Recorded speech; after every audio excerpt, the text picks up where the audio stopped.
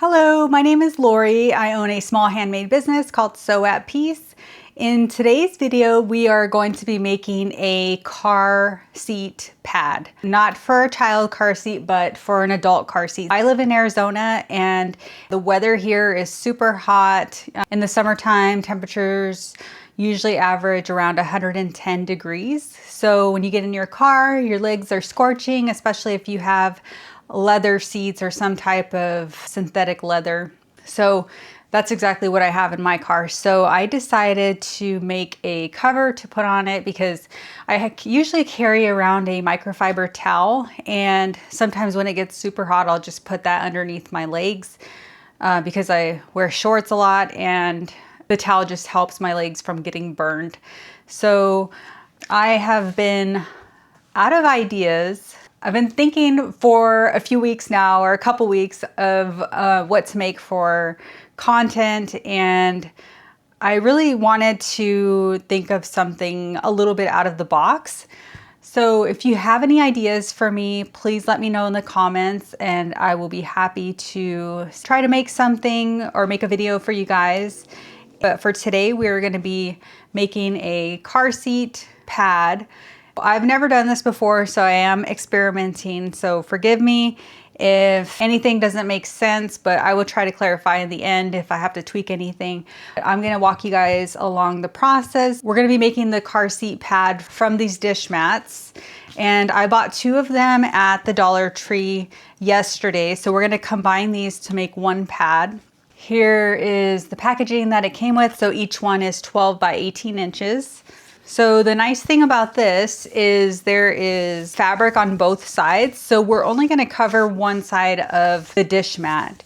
And what we're going to do is basically just combine these 2 dish mats to make one pad. We're going to shape it, and then we're going to add our fabric that we've chosen to the top. So this is the fabric that I've chosen. And then we're gonna add binding to the edges. Actually, the first thing that we're gonna do, so the way that I'm gonna line them up is I'm gonna put them both long side touching long side. And we're gonna take this over to the sewing machine and we're gonna do a zigzag stitch just to combine both pieces. And then once that's done, then we'll go ahead and shape this. So I've already taken these out to my car just to kind of get some measurements, and I do need to take off, I think, 3 inches. So we're gonna start with that. We're gonna round the corners, and then we're gonna take it back out to the car before we do anything with the fabric and binding, just because I don't wanna waste any fabric or binding or redo my work if I don't have to. So let's go over to the sewing machine. All right, you guys, I'm trying to dodge my light here, but I put my light just right to the left of me so I can try to get some better lighting out in this corner. So I'm just lining these up and I'm putting the tags on one side of the project. So that's gonna be the bottom part, but I'll probably cut those off later. I'm just leaving the tags so we can tell which side is the front and the back. So all I'm doing is literally putting these right next to each other. So I'm not overlapping them, and we're gonna line up the top edges. All right. And then we're gonna do a zigzag stitch, and then we're gonna make this pretty wide. Okay, and then we're gonna do a back stitch. No. This machine's a little bit finicky. I don't use this machine very often. I'm gonna bring you guys in here so you can see exactly what it looks like. So like I said, both mats are just lined up right next to each other. There's no overlap. And we're just using a very large stitch length. So I'm at number 5.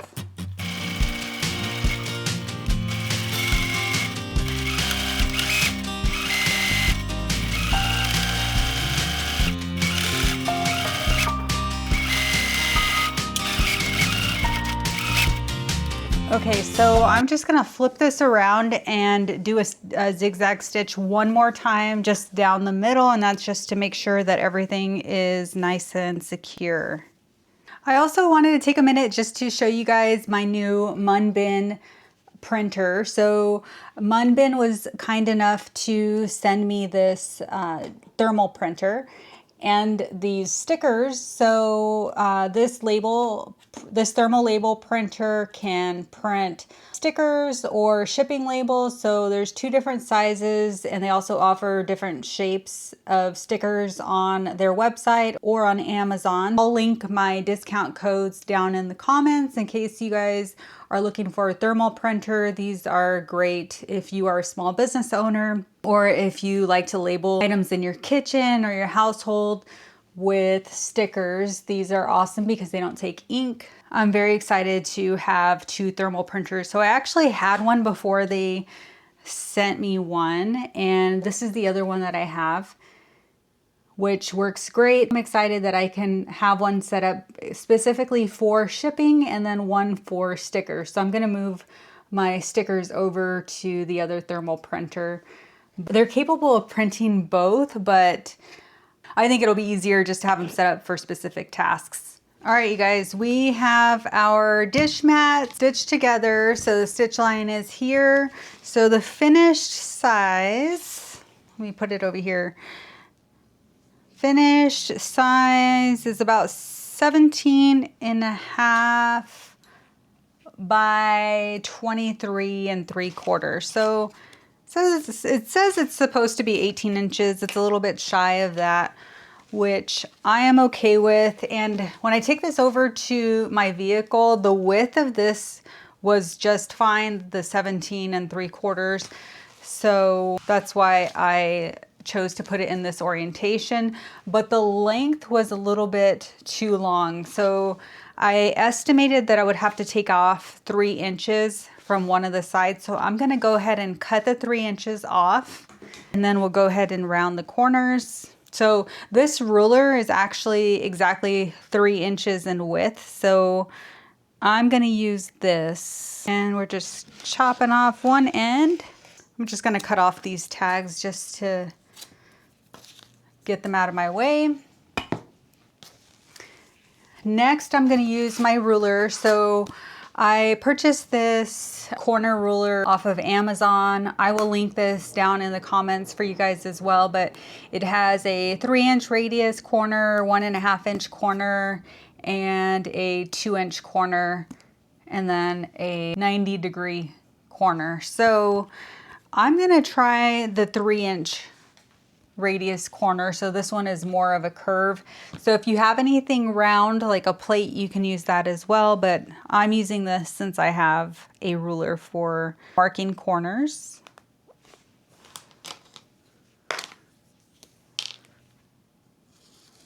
And then I'm just using this water soluble marker to make my corner rounded.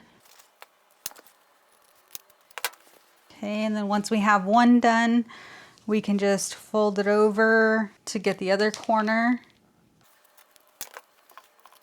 All right, and once the second one's done, we'll just fold it down, and then we'll mark our lines for the other 2 corners. All right, so this is what it looks like. Everything is rounded. I'm gonna take this out to my car really quick and just make sure that I like the size of it, and then I will be right back. All right, you guys, this fits like a glove. I think it's gonna work perfectly. So we're gonna move on to cutting our piece of fabric. We're just placing our mat directly on top of the fabric just to make sure it's wide enough so we don't have to measure the mat, then cut the fabric. This just makes it easier. And we only need half of this, so I'm just gonna cut it straight down on the crease line. What is that? Oh, I got a piece of the corner that I didn't throw away. All right, so we are going to take our piece of fabric, put it wrong side up, and you can actually hide the side that has the tags that you cut off. You can hide that and just place it face down on the wrong side of the fabric. Or if you don't care, I mean, this side's not very pretty either, so I guess it doesn't really matter, but I'm gonna put my tag side facing the wrong side of the main fabric.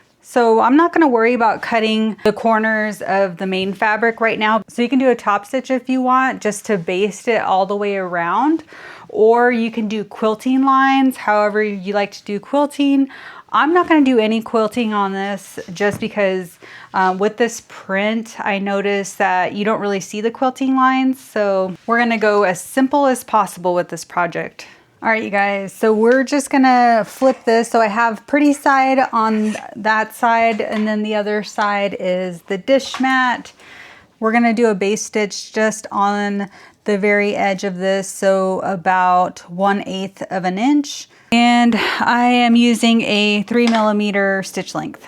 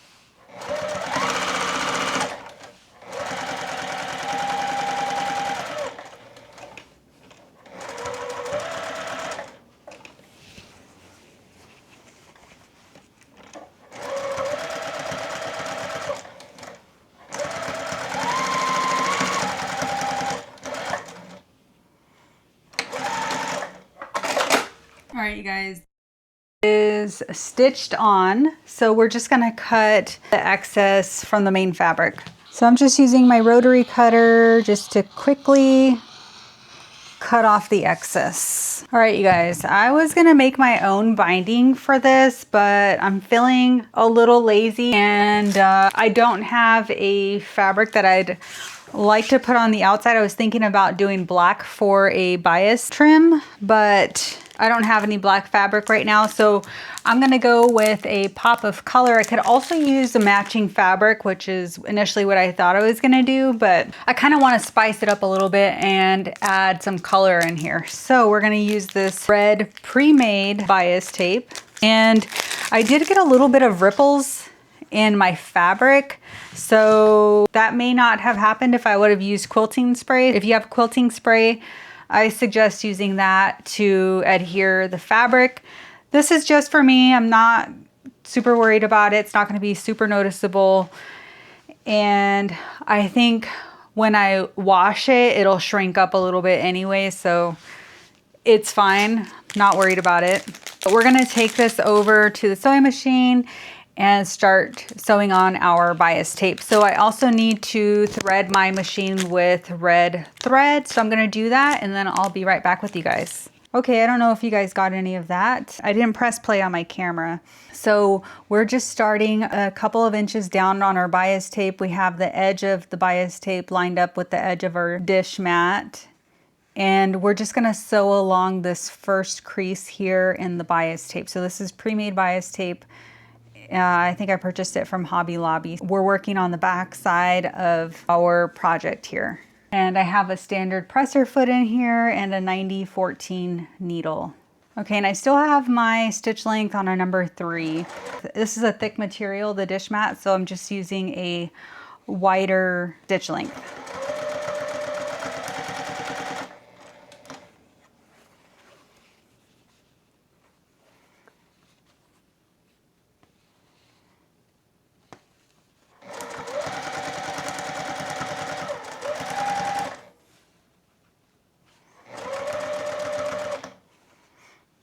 All right, and then you want to work around the corners pretty slowly so you can maneuver around those corners and get them as nice as possible.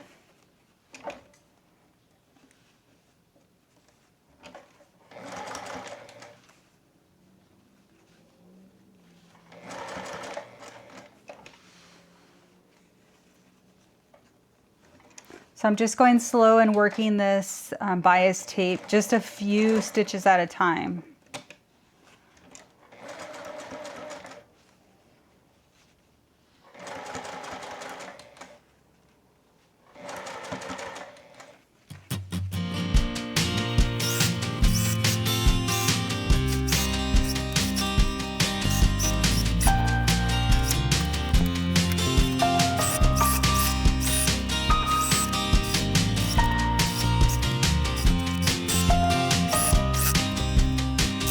Oh my gosh. You guys, where did this come from?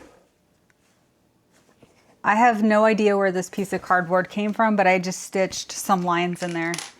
So I'm gonna go ahead and take these out. That is so bizarre.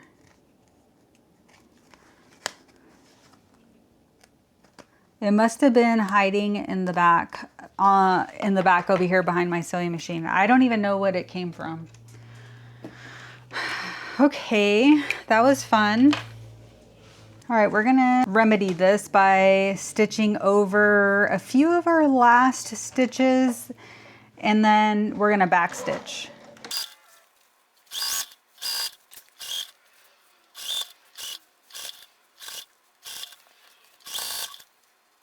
Okay, we're getting right to the end here. So what I'm doing is just making sure that these two pieces overlap slightly. So we're gonna overlap it about an inch. And I'm just gonna open up this bias tape. And then we're gonna open up our other piece. We're gonna fold this top part down from our original end piece, just so we have a nice closed edge. There's not going to be any raw edges, and then we're going to tuck this top part directly over the bottom piece, and then we're going to sew straight down till we get to the part where we first started, and then we back stitch. And then we have a nice finished edge there. I'm gonna put my left compensating foot on for the top stitching portion. So you can use a regular presser foot if you don't have a left compensating foot, but since I have it, I'm gonna use it because it makes my binding look so much better, more precise. So we're gonna add this on here, and then I'm gonna change my thread. So I'm just gonna change the top thread. I don't think I'm gonna do the bobbin. I don't really care what the bottom looks like, so we're gonna leave the bobbin thread white. Oh, I don't know why I just fixed that thread if we're gonna take it out. Oops. And I normally cut it off here and not pull it out of my machine. That's the way you're supposed to do it, but I have not been in the sewing room for quite some time to sew. I've been in here to do other things, but I haven't been doing much sewing. So back to the topic of not knowing what to sew next. I do have a couple of vintage quilts that I have been wanting to make into products and make a video on, but I have so much inventory right now that I'm a little bit afraid to make more just because I don't sell on a consistent basis. So I don't want to have too much inventory here if it's not being sold as quickly as I'm making it, if that makes sense. So yeah, maybe one of these days I will work on that upcycle video. All right, you guys, I'm gonna trim down some of my edges here. It's not completely even, especially around the curves. So I'm just gonna trim it all down to 1/4 of an inch, and then I'll be right back with you guys and we'll finish stitching the top of the binding. All right, you guys, we're just gonna go ahead and clip all of the binding to the top. So I'm just doing that just to make sure everything is covering up our top stitches, because when I was trying to do it at the sewing machine, I noticed that a lot of my stitch lines were showing for some reason. I think it's where I went over twice when I sewed that piece of cardboard on here. So I just went ahead and trimmed everything down to 1/4 of an inch. So the past few weeks, I think the first week we took an impromptu trip to California to go see some of my husband's friends, and that was fun. So that was my excuse for not making a video then. And then the following week, I was just in a funk. Like, I kept trying to think, like, every day, what should I make? What should I make? And then I just got lazy and couldn't think of anything. And like I said, just got hung up on the fact that I didn't want to make too much or have too much inventory. So that's kind of where I am right now, is I don't know what to do next. So I really am in dire need of some ideas. I thought about doing another pattern video where I look for a pattern on Etsy and make it for you guys just to see how it comes out, but I don't know what to do. And then I also bought some soft and stable foam. So I do want to do like a comparison video and also make a little project with the Biani soft and stable foam. If you've been watching my channel for a while, you know that I've used foam in the past and it has not been too successful for me. I think the brand I used was the Pellon, and not a fan of it, so I thought I'd try the Biani soft and stable. It looks like it's a little bit thinner than the Pellon version, so I'm really curious to see how that comes out. I just don't know what to make. I'm debating if I should do a tote bag or a boxy bag. So again, let me know if you guys have any preference in the product that I make with the soft and stable. Okay, last clip. Everything's all clipped on here, so we're gonna go back to the sewing machine and do the top stitch. All right, guys, we're going back in and doing the top stitching. So we're just gonna sew as close to the edge of the bias tape as possible. Everything is folded under. So when you're done, it should look nice and finished. And we're gonna leave our stitch length at a number 3.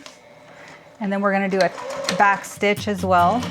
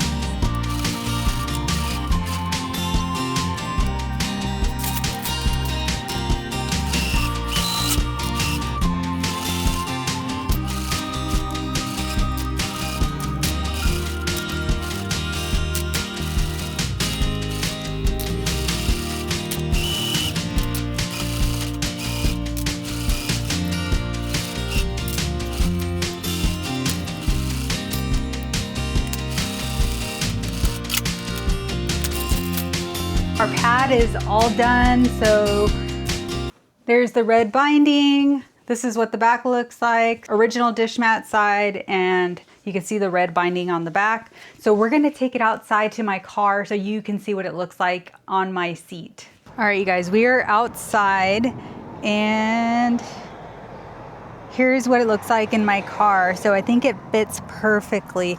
I just tucked in this part just a little bit into the cushion seat so it'll stay there. I'm sure it's gonna move around once I sit down, but you can see the way that it fits. So it fits very, very nicely. There's just a little lip here on the side and up on this side, and it comes down pretty far, but does not hang over. So I think that'll be enough coverage to protect my legs from the heat.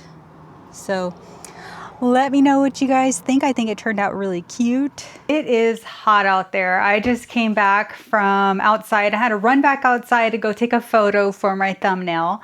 So I tested it out. I sat on it and it feels nice. My legs are covered perfectly. I'm wearing shorts today and I didn't feel the heat of my seat. So very happy with it and very excited to have some type of protection for my legs because again, it is so hot in Arizona in the summertime. So if I had to guess without the recording and everything that I'm doing, I think that this project should be no more than a 30-minute project, maybe even 20-minute project if you're just focused and, you know, don't have to change threads and all that. So it's a very easy project and I hope you guys will give it a try. And if you do, please tag me on your photo on Instagram. My handle is so.at.piece. I hope you enjoyed this video, and if you did, I would appreciate it if you give me a thumbs up and hit that subscribe button. Thank you so much for watching. If you want to shop any of my handmade products, please visit my store at soatpiece.store. I hope you all have a joyful and peaceful day.